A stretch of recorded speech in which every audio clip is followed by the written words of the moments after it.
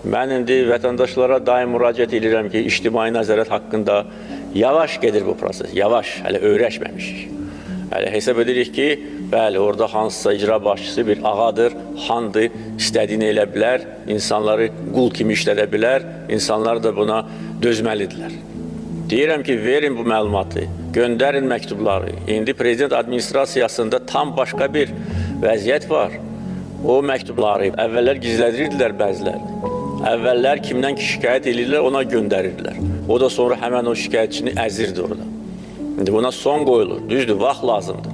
Amma bu artıq tendensiyadır, bu meyildir. Ona görə cəmaət da ictimai nəzarət işində daha fəal olmalıdır. Bir çox məsələlər haqqında məlumatı mən əvvəllər mətbuatdan alırdım.